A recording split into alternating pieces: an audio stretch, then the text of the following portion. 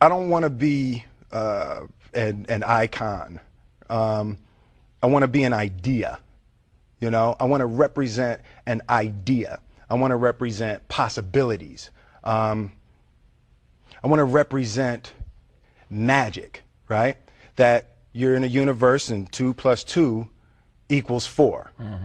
2 + 2 only equals 4 if you accept that 2 + 2 = 4. 2 + 2 is going to be what I want it to be. You know, and there's a redemptive power that making a choice has, you know, rather than feeling like you're at effect to all the things that are happening. Make a choice.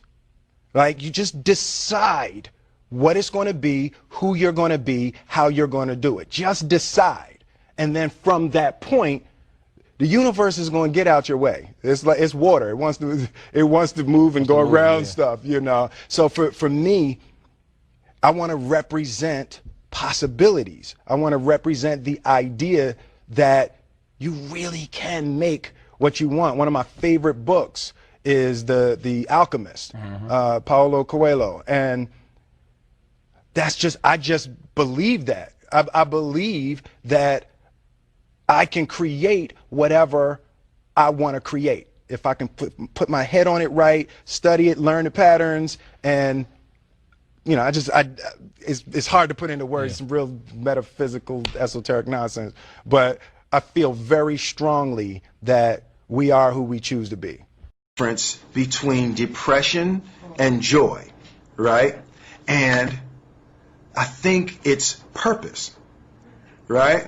It's like when you wake up in the morning and your life means something to somebody other than you, that you have a purpose. If you don't go do the things that you're going to do, people's lives will suffer.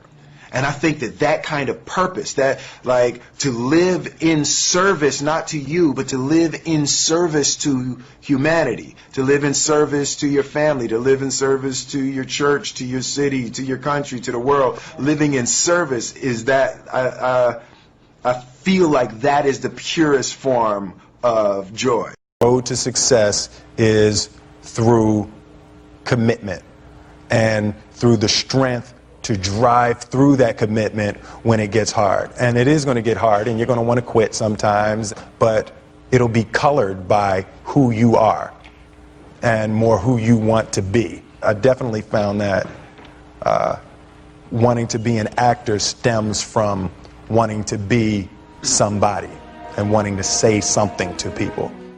I'm motivated by fear. Fear. You know? Fear of what? Fear of fear. I hate being scared to do something. Yeah. I hate that feeling of the feeling that I had before I had a meeting with Quincy Jones, because it was really Quincy Jones and a guy named Benny Medina and Jeff Pollack came with the idea for the Fresh Prince of Bel-Air. And I hated being scared, you know, that I didn't want to even take the meeting.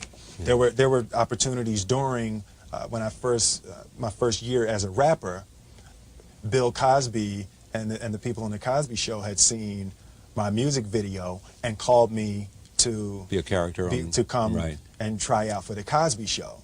And just every time it was set up, for some reason I couldn't make it.